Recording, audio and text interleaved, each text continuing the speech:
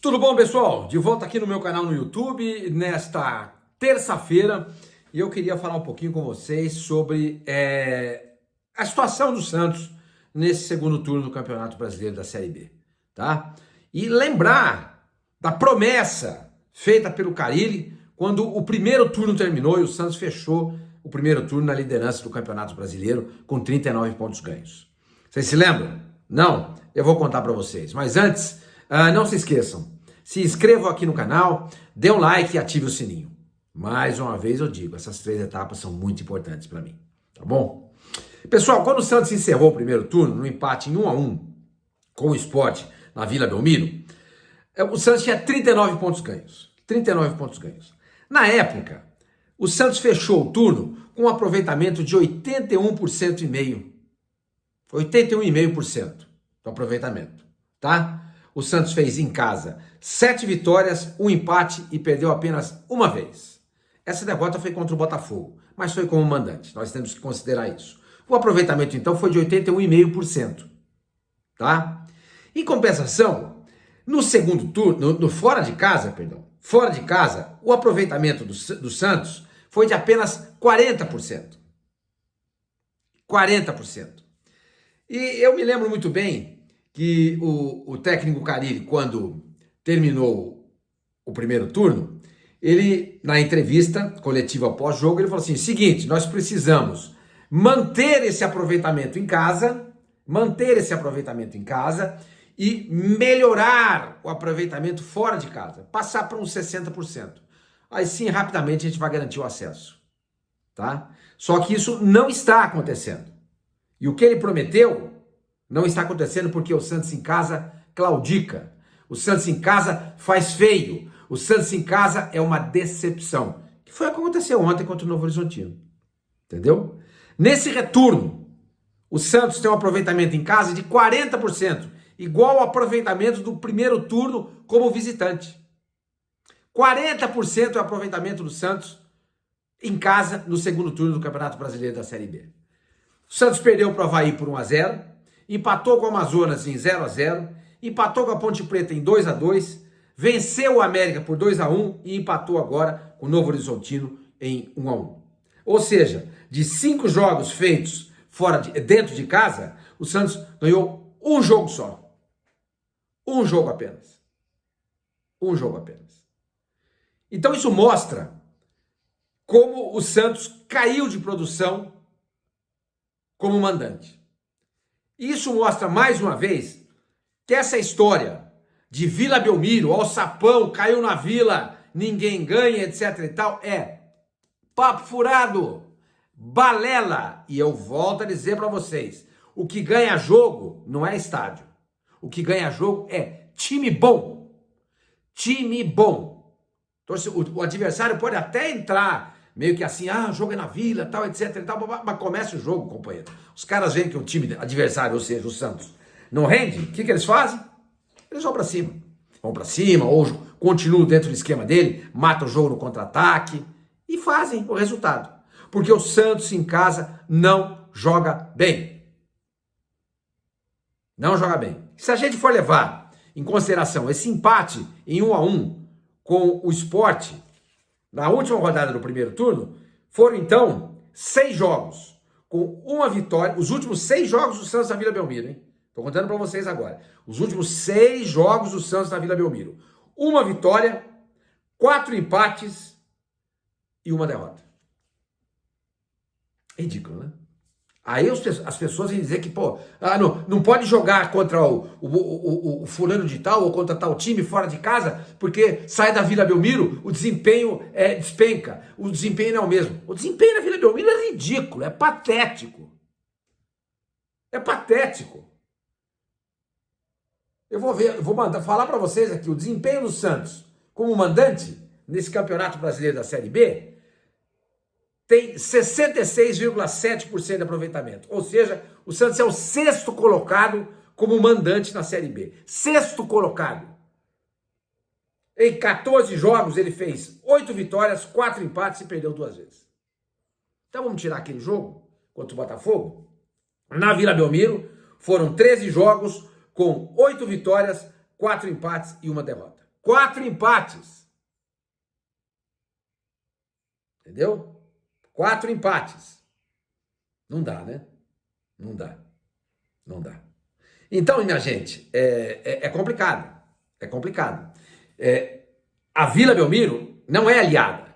Ela pode não ser um adversário, porque o Santos está em casa. O grande aliado do Santos é ter um time bom. E o Santos, nesse momento, não é um time bom. Não é um time bom. Eu volto a dizer para vocês. O Carille prometeu que o Santos teria o mesmo desempenho no retorno em casa e queria passar de 40 para 60. O desempenho fora de casa. Em casa, no segundo turno, o desempenho é de 40%. 40%. 40%. E o desempenho fora de casa, aí é que está segurando o Santos, é de 83,3%. Esse é o desempenho do Santos fora de casa nesse segundo turno. O Santos fez 4 jogos fora de casa. Venceu 3 e empatou 1. Ele ganhou do Paysandu, ganhou do Brusque, ganhou do Botafogo e empatou com o Guarani em Campinas. 83,3%. É isso que está segurando o Santos. Por isso, por conta desse desempenho fora de casa, longe da Vila Belmiro, é que o Santos se mantém na segunda colocação no Campeonato Brasileiro da Série B. Não é a Vila Belmiro. É desempenho. É desempenho. Então, por favor, mídia santista, torcedores do Santos, quando o Santos, jogadores do Santos e comissão técnica, quando for anunciado que o Santos vai jogar como mandante fora da Vila Belmiro, não encham o saco. Não encham o saco. Vocês sabem quanto que o Santos lucrou na Vila no jogo de ontem? O jogo de ontem colocou frente a frente, já na reta final do campeonato da Série B, o primeiro colocado, Novo Horizontino, e o segundo do Santos. Santos e Novo Horizontino jogaram na Vila Belmiro. Santos e Novo Horizontino na Vila Belmiro. 11.119 pessoas. Sabe qual foi o lucro do Santos nesse jogo? 139 mil reais. 139 mil reais. Sabe quanto que o Santos lucrou no jogo contra o Botafogo? Que ele perdeu lá por 2-1? 1 milhão de reais. Limpos. Perdão, 700 mil. Limpinho. Limpinho. Limpinho. Quase 4 vezes mais. Sormani, mas perdeu. Pois é, mas jogou contra o Brusque em campo neutro e ganhou. Porque quando jogou contra o Brusque, fez 1-0, o jogo foi em Joinville. E a torcida era só do Santos. Igualzinho o cenário de Londrina. E jogando na Vila Belmiro, nesse campeonato brasileiro, eu repito para vocês, o Santos tem a sexta campanha. A sexta campanha. Tem como mandante, hein? 8 vitórias, 4 empates e 1 derrota. É a sexta campanha. Se a Vila Belmiro fosse tudo isso, seria a primeira campanha. E o lucro do Santos foi de apenas 139 mil reais. Aí o pessoal fala assim, bom, Sormani, quando terminar a Série B, vamos mandar embora o Carille, eu acho que tem que mandar mesmo, e vamos contratar o Sampaoli. Vocês acham que ele vem trabalhar por conchinhas? E o Santos vai pegar na praia e a torcida vai dar um saco de conchinha para ele. Ou então uma bicicleta nova. Não, ele quer dinheiro. Todo mundo quer dinheiro. Você, quando trabalha, você quer dinheiro também. Agora, o Santos não faz dinheiro. Porque insiste em jogar nesse estádio minúsculo. Nesse ginásio a céu aberto. Nessa gaiola chamada Vila Belmiro. E nada de se assinar o contrato de reforma da Vila Belmiro passando para 30 mil pessoas. Nada. Não sai do papel. Marcelo Teixeira garantiu que até o final do ano isso vai sair. Tomara. Tomara. Entendeu? E ontem, eu contei para vocês, eu recebi uma mensagem de um torcedor dizendo que não conseguiu comprar ingresso online. Foi até a Vila Belmiro, na bilheteria. Chegou lá, tinha 4 bilheteiros. E uma fila gigante. Quando chegou na vez dele, ele falou assim, olha, o seu plano de sócio torcedor está com um problema. Melhor você ir na secretaria aqui. O cara foi. Morador de Santos. O cara foi. Chegou lá, a fila era maior lá do que a que estava lá fora. O cara pegou e foi embora. Imagina quantos não fizeram o mesmo. E ao invés de termos 14.500 torcedores da Vila, tivemos 11.100. 3.400 torcedores a menos. Grande desperdiçada. Por quê? Porque o time não se programa. Porque o time está defasado. Seu departamento de venda de bilhetes, seja lá o que for, não funciona. Não funciona.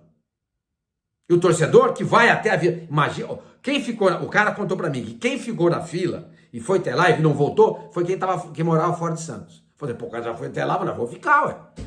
O cara que mora em Santos, falou, vou embora pra casa, pô. Isso é um desrespeito com o torcedor, e é mesmo. E é mesmo.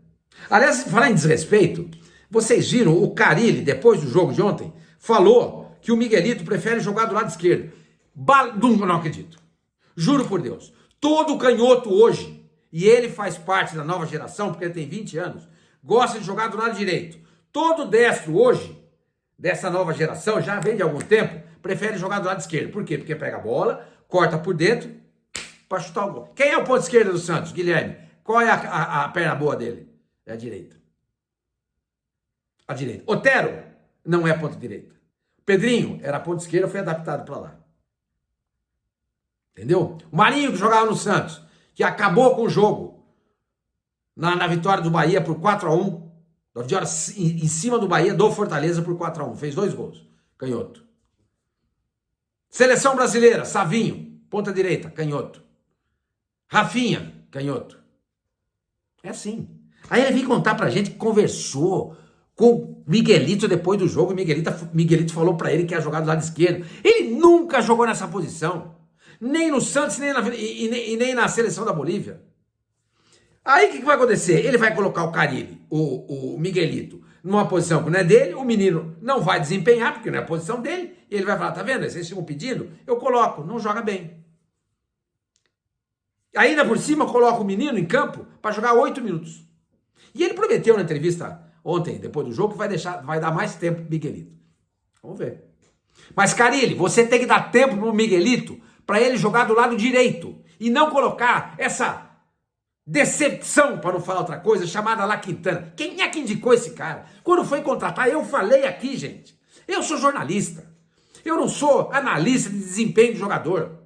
Mas eu vejo um jogo aqui, um jogo ali, um jogo lá. E fui tirar a informação. E a informação que me deram foi ruim. Foi ruim. E mais com o que eu vi, falei, não é possível o Santos contratar esse jogador. Contratou. O que deu? Nada. Nada. Então, ao invés de tirar o Otero e colocar o Miguelito, ele vai tirar o Otero e coloca o La Quintana. Depois ele vai tirar o Otero e vai colocar o Pedrinho. E nada de chance pro Miguelito. Aí ele fala, putz, eu preciso colocar o Miguelito em campo. Tá bom. Quanto falta o fulano, o assessor dele? Eu nem sei, o auxiliar dele, que nem sei o nome. Tá faltando o Carille, tá faltando 12 minutos para acabar o jogo. Manda o Miguelito aquecer. Miguelito vai lá, assim, aquece, tá olhando pro relógio, bom, tudo bem, mas melhor do que ficar assim no banco, né? Aquece, a hora vem. O Miguelito é o seguinte, você vai jogar lá, vai entrar no lugar do Guilherme? Do Guilherme? Tá, mas o Otero, o ponta direita vai para ponta esquerda, é isso? Eu vou ficar dele, não, você vai jogar no ponta esquerda. É isso aí, pessoal. Então, a promessa do Carille até agora não vai ser cumprido, até porque se o Santos vencer todos os jogos que lhe faltam nesse segundo turno como mandante, ele vai ter um desempenho de, no máximo, 70%. Ou seja, se ele ganhar do Operário, sábado próximo, Mirassol, Ceará, Vila Nova e CRB, ele vai atingir um aproveitamento de 70%. Não chega nos 81,5% de aproveitamento do primeiro turno. Ou seja, prometeu e não vai conseguir cumprir. Aliás, não foi só essa promessa, né? O Carille já prometeu muita coisa quando assumiu o Santos. Prometeu que ia fazer um time que ia encantar a todos. Não encanta ninguém. Ao contrário, só decepciona. Prometeu um desempenho na Série B de time grande como o Santos é. Não tem. É só decepção. Não tem mais clima, gente. Não tem mais clima. É empurrar com a barriga até o final do ano. Acho que sobe. É empurrar com a barriga até o final do ano. E já começar a pensar, a partir de, no máximo em novembro, no seu novo treinador e no elenco para 2025. Porque senão, do jeito que está, se não pensar com antecedência, vai virar turista na Série A. Vai até lá, dá uma olhada, dá uma espiada e volta para a Série B.